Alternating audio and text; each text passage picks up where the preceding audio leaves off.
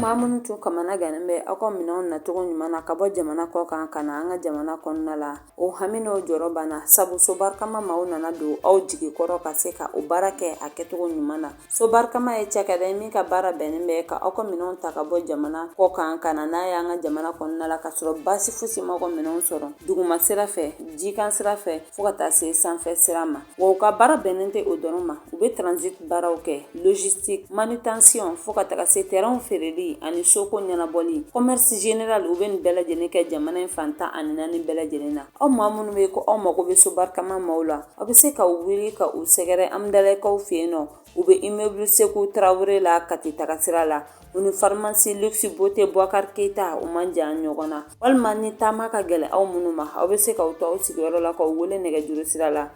bi woroni duru bi duru mugan wolonvla binan an duru nanzarakana 65 50 27 45 wa numéro sabana fana be ni oye bi woroni fla fu ane shegin bi shegin nani bi wolonvla ni fla nanzarakana 62 08 84 72 ayo jigi ke so barkama ye ate fo aw jigi ko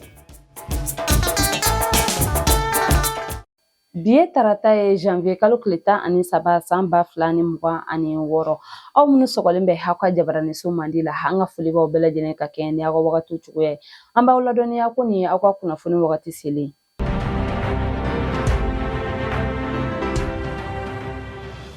bakuruba kunnafoniw na an ka jamanakuntigi general d'armée Assimi Goïta ni an ka diinɛ ɲɛmaaw ye sankura foli kɛ ɲɔgɔn na an da bɛna don la fo ka taga se min ye an ka baarako minisiri Umu Salisɛki ale ye dɛmɛ ta ka ɲɛsin ina fam musow ma u bɛ se ka u yɛrɛ dɛmɛ ni a ye cogoya min an da bɛna don u ni a ɲɔgɔnna caman na kɔ kan kunnafoni olu bɛna lase aw ma aw bisimila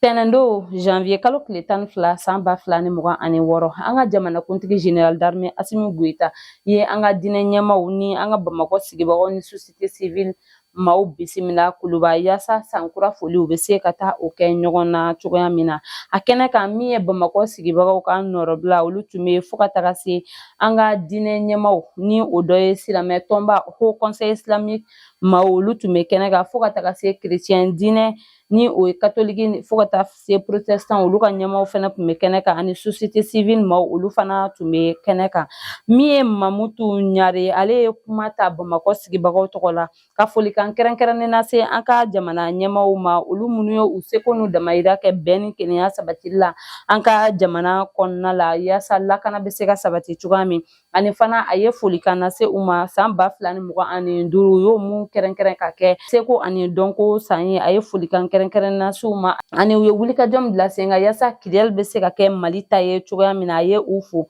wa fana a y'a ɲini an ka jamana ɲɛmaaw fɛ k'u ka fɛɛrɛ bɛɛ lajɛlen bila sen kan yaasa min ye san 2026 u bɛ se ka kɛ kalan san ye cogoya min na jamana in kɔnɔna na jamanadenw bɛ se ka kalan ɲuman sɔrɔ don n'a nataw la ka se ka waleya ɲumanw kɛ jamana in yɛrɛ ka nafasɔrɔ sira kama o kɔfɛ min ye Haut Conseil islamique du Mali représentant Mohamed Makiba ale ye kuma ta ka dugawu don kɛ an ka jamana ɲɛmaaw ye ko Ala ka jamana in ta fanga di u ma wa fana ko Ala ka bɛn ni kelenya Ala k'o sinsin an ka jamana in kɔnɔna la ka lakana ka o sabati an ka jamana in kɔnɔna la wa a y'a jira fana ko min ye silamɛ diinɛ ye ko silamɛ diinɛ tɛ maa man ka i dogo a kɔfɛ k'a fɔ ko i bɛ waleya jugu ta ka ɲɛsin jamana denw ma sabula ko silamɛya diinɛ tɛ diinɛ ye min bɛ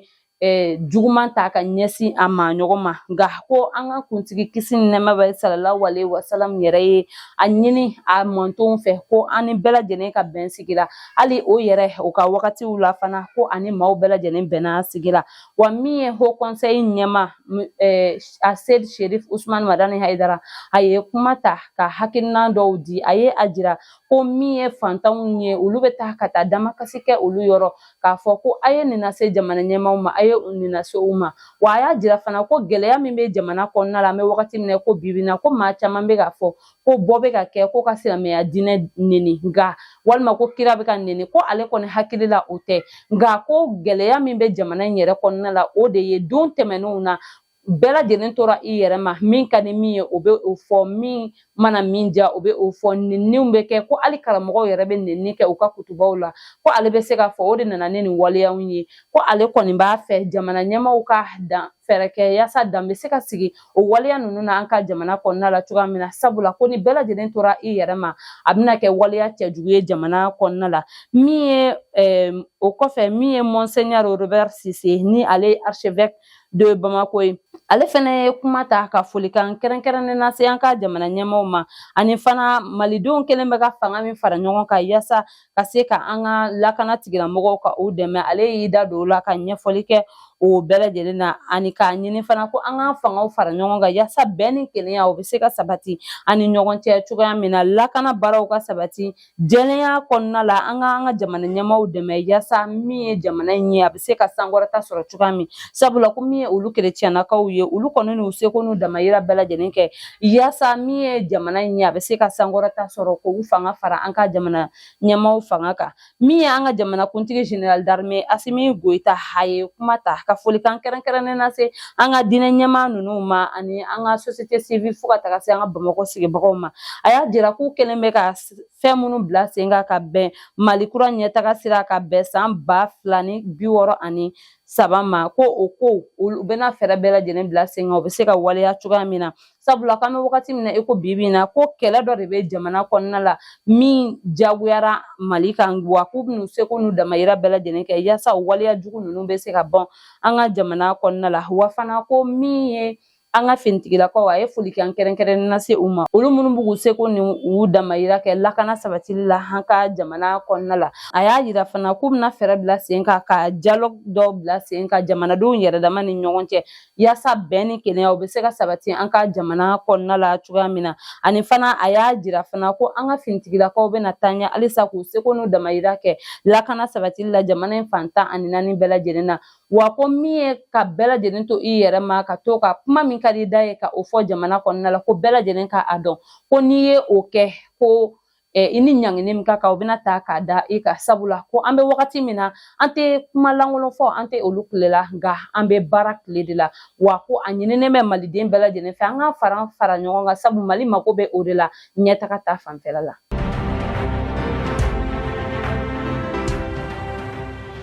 Jumado janvier kalo tile 9 san 2026 an ka baarako minisiri Umu Salsek ye dɛmɛ ta ka ɲɛsin UNAFAM ni o ye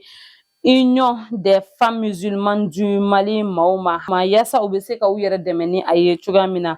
Dr Mamadu Kone ni ale ye an ka diinɛko ni ladalako minisiri ye ale tun bɛ a kɛnɛ kan yaasa ka a waleya a baara kɛ ɲɔgɔn fɛ cogoya min na min ye an ka baarako minisiri ye a filɛ ka ni dɛmɛ min ta ka ɲɛsin ni jɛkulu in ma nin ye an ka jamanakuntigi général d'armée Asimi Goita ka laɲini belebele dɔ ye ni o dɔ ye ka se ka jamanadenw dɛmɛ baarako ta fan fɛ yaasa jamana yɛrɛ ka sɔrɔw bɛ se ka yiriwa cogoya min na min ye a ɲɛma Madame Jakite Kadijatu Togola ale y'a jira ko min ye lon 4 de dira u ma restauration ta fanfɛla fo ka taga se coupe et couture ta fanfɛla la yaasa min ye u ka musolakaw ye u bɛ se ka baara kɛ cogoya min na u kana siri maa la ka se ka u jɔyɔrɔ fɛnɛ fa jamana in ka ɲɛtaga la wa fana a ye a jira ko nin bɛna kɛ dɛmɛ belebele de ye olu bolo sabula u bɛna fɛɛrɛ bɛɛ lajɛlen bila sen kan ni baarakɛminɛn min dilen bɛ u ma ka se ka baara kɛ ni a ye cogoya min na wa k'u b'a jigiya fana ko min ye an ka baarako minisiri so filɛ ka ni dɛmɛ min di u ma ko nin bɛna kɛ ɲɛbila baaraw ye bolodi ɲɔgɔn ma min bɛna tɛmɛ olu ka jɛkulu ani an ka ministère de l'entrepreneuriat national de l'emploi et de la formation professionnelle ni ɲɔgɔn cɛ o kɔfɛ min ye an ka diinɛko ni ladalako minisiri Mamadu Kone ale ye kuma ta ka folikan kɛrɛnkɛrɛnnen lase UNAFAM ɲɛmaa ma o min ka waleya ye misali ɲuman ye maaw bɛɛ lajɛlen ye bɛn ni kelenya hukumu kɔnɔna la wa a y'a jira fana k'a bɛ ka nin waleya ni min kɛ nin jɔyɔrɔ ka bon kosɛbɛ jamana ka ɲɛtaga la o kɔ a ye folikan kɛrɛnkɛrɛnnen lase a baarakɛɲɔgɔn Umu Salsek ma o min a y'a jira ko maa ɲuman don jamanaden ɲuman don min bɛ ka seko ni a damayira kɛ a ka faso yiriwali la wa ko a kan ka kɔkɔrɔma don o la o kɔfɛ min ye Umu Salsek Valsec yɛrɛ a yɛrɛ ye kuma ta ka folikan kɛrɛnkɛrɛnnen ka o lase malidenw bɛɛ lajɛlen ma ani an ka jamanakuntigi général d'armée Assimi Goïta fo ka taga se an ka premier ministre général de division Abdoulaye Mayiga ma olu minnu bɛ ka waleyaw bila sen kan jamanadenw ka lafiya kama ani fana a ye welewelemada kɛ ka ɲɛsin maliden bɛɛ lajɛlen ma ko an ka fangaw fara ɲɔgɔn kan sabu jamana in mago bɛ o de la yaasa gɛlɛya minnu bɛ an kan an bɛ se cogoya min na ka se sɔrɔ olu kan cogoya min na wa a y'a jira fana ko min ye nin jɛkulu in ye laɲini minnu kɛ a fɛ ko a ye a mɛn wa a bɛna n'a fɛɛrɛ kɛ k'a don ba la yaasa u bɛ se ka baara kɛ ni a ye don n'a nataw la cogoya min na a fɛnɛ ye folikan kɛrɛnkɛrɛnnen lase a baarakɛɲɔgɔn Dr Mamadu Kone ma o min sɔnna ka fara ale kan ka na nin kɛnɛ kan a ye folikan kɛrɛnkɛrɛnnen lase wa ko u bɛna na fɛɛrɛ bɛɛ lajɛlen bila sen kan yaasa ni ɲɔgɔnnaw bɛ se ka caya cogoya min na lajɛrɛ in kuncɛli la min ye nin minisiri fila ye u taara ka taga UNAFEM maaw ka loko ni o ye u dakayɔrɔ ye ka taa o yɔrɔw lajɛ a bɛ cogoya min na.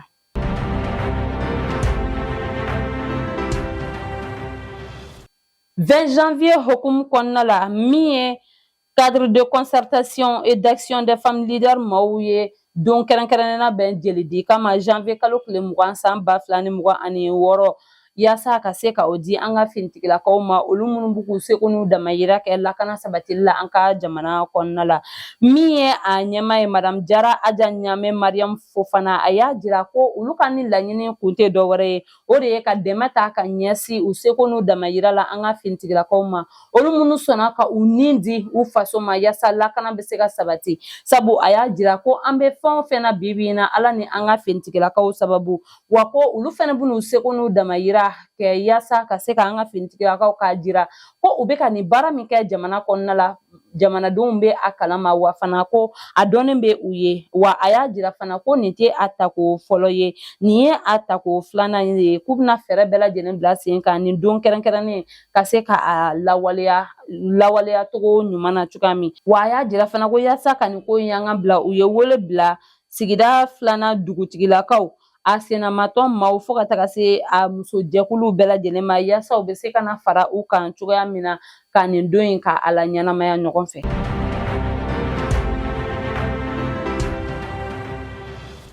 Fɔɲɔgɔnkɔ min tun bɛ Amidiko maaw ni an ka cheminnow ni ɲɔgɔn cɛ ni o ye an ka terrain baarakɛlaw ye dugukoloko la dugukolo min bɛ Samayakaw fɛ ni o nimero ye 1637 ye min ye an ka kiiritigilamɔgɔw ye u ye jo di an ka cheminot baarakɛlaw ma sabula décembre kalo tile 22 tɛmɛnen u y'a jira ko dugukolo in ye an ka cheminot maaw de ta ye wa u ye yamaruya yɛrɛ di u ma ko Amidiko maaw kɛlen bɛ ka so minnu jɔ u ka dugukolo sanfɛ ko yamaruya bɛ u bolo ka o so ninnu ka o ci ka bɔ yen nɔ maa dɔw y'a jira fana ko o so cili o bɛ se ka kɛ tiɲɛni belebele ye min ye cheminot maaw ye u y'a jira ko maa minnu bɛ ka o kuma in fɔ k'u k'a faamuya ko Amidiko fɔlɔ de ye o waleya ta ka ɲɛsin olu ma don tɛmɛnenw na sabula ko wagati min na yɔrɔ tɛ olu bolo Amidiko maaw nana ka olu ka sow ci ka u denw n'u u ka denbaya k'a bɛɛ lajɛlen gɛn ka bɔ kɛnɛma ko olu b'a fɛ ka u ka ascenseur ka o de la segin u ma wa min ye cheminot baarakɛla dɔw yɛrɛ ye olu y'a jira ko hali Amidiko ka biriki den kelen o tɛna na to u ka dugukolo nin sanfɛ i n'a fɔ sariya ye a yamaruya cogoya min na an ka jateminɛlikɛla dɔw y'a jira ko nin waleya min talen filɛ nin ye an ka kiiritigilamɔgɔw fɛ ka ɲɛsin Amidiko ma ko nin bɛ an ka kiiritigilamɔgɔw ka jɛlenya ko fɔ wa fana ko min ye cheminot maaw ye u ye sebaya fana sɔrɔ Amidiko maaw kan ko bɛɛ k'a bila a kunna ko an bɛ wagati min na ko bi bi in na min ye ka baara kɛ yuruguyurugu kɔnɔna la ko o dabilalen don an ka jamana kɔnɔna la baara bɛɛ lajɛlen bɛ ka kɛ i n'a fɔ sariya y'a fɔ cogoya min na.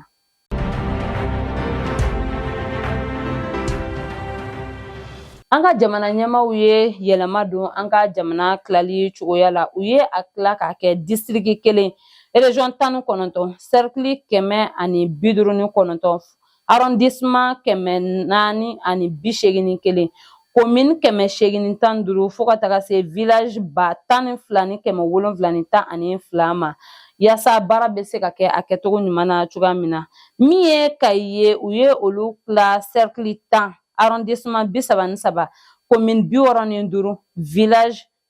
dugu 963 Kulukoro olu tilala cercle 8 arrondissement 29 commune 60 min ye dugu 1448 o tilala o cogoya la. Sikaso ye cercle 8 arrondissement 21 commune 35 dugu 667. Segu o ta ye cercle 11 arrondissement 35 commune 78 dugu 1512. Moptikaw olu ta ye cercle 8 arrondissement 34 commune 50 fo ka taga se dugu 785 ma. Tombouctou ye cercle 13 arrondissement 34 commune 53 dugu 1420. Gawo o ye cercle 16 arrondissement 41 commune 44 dugu 428. Kidal ye cercle 9 arrondissement 29 commune 30 dugu 411. Tawdeni o ye cercle 6 arrondissement 30 commune 30 dugu 677. Menaga cercle 6 arrondissement 18 commune 28 dugu 476. Nyoro cercle 6 ale tilala cercle 6 arrondissement 14 commune 31 dugu 400. Kitakaw olu ta ye cercle 6 arrondissement 14 commune 33 dugu 674. Joyla o ye cercle 6 arrondissement 13 commune 23 dugu 674. Narakaw ye cercle 6 arrondissement 12 commune 14 dugu 486. Buguni o ye cercle 10 arrondissement 30 commune 57 dugu 1010. Kucala cercle 8 arrondissement 22 commune 46 dugu 696. San cercle 7 arrondissement 17 commune 45 dugu 835. Douanzan cercle 6 arrondissement 18 commune 24 dugu 477. Bajangara cercle 9 arrondissement 30 commune 53 dugu 1024. Mi ye Bamakɔ district o tilala cercle 1 commune 1 arrondissement 7 quartier 99.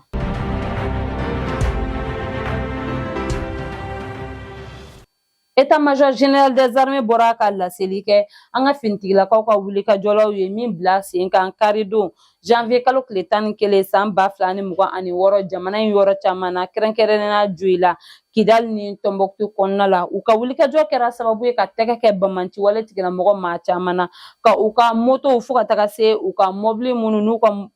mugujugu n'u ka kɛlɛkɛminɛnw bɛ o kɔnɔ ka se ka olu tiɲɛ. Wa min ye état-major général des armées a y'a jira ko an ka finitigilakaw kalikan don min ye Bamanci wale tigilamɔgɔw ka dan segi o ka waleya jugu la an ka jamana kɔnɔna la. Ko an jamanadenw an ka hakili sigi n'Ala sɔnna ma min ye lakana ye o bɛna sabati an ka jamana kɔnɔ. Nka ko min ye an ka finitigilakaw fɛnɛ u mako bɛ an ka dɛmɛ la. Ni an ye nin maajugu ninnu ye yɔrɔ minnu na an ka wuli ka u kofɔ teliya la yaasa an ni an bolofɛnw bɛ se ka lakana an ka finitigilakaw fɛ cogoya min na.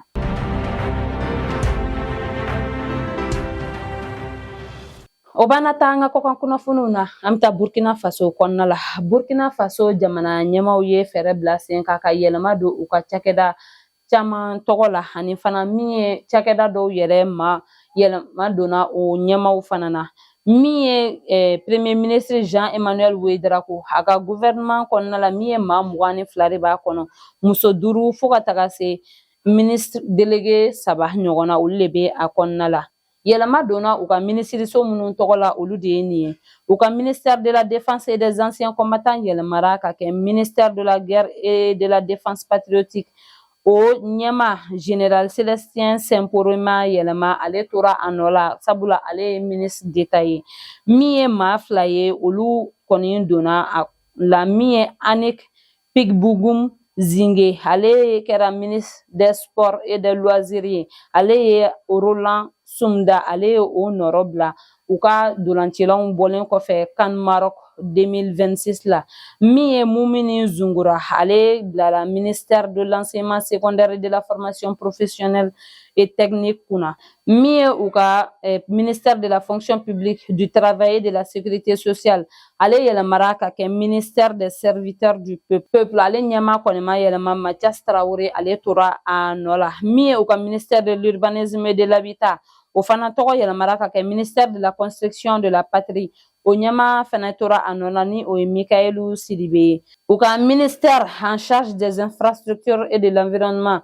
o yɛlɛmara ka kɛ ministère de l'architecture gouvernementale min ye u ka ministère de l'action humanitaire et de la solidarité nationale o yɛlɛmara ka kɛ ministère de la famille et de la solidarité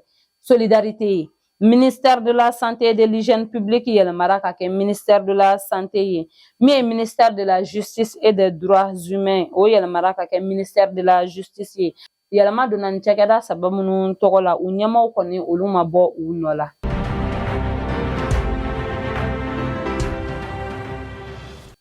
nin bɛ dan sigi an ka bi kunnafoniw na an tɛ sɛgɛn an tɛ ɲinɛ an b'an ka dibilabaarakɛbagaw fo sabu jɔyɔrɔ ka bon an ka baara in na an ka foli kɛrɛnkɛrɛnnen bɛ so barikama logistique transit maaw ye olu minnu bɛ ka an dɛmɛ an ka baara in waleyali la ni ala m'an ka jɔnya jɔ an na an bɛ ɲɔgɔn sɔrɔ sini ka kunnafoni di aw ma ladiriya la shukuran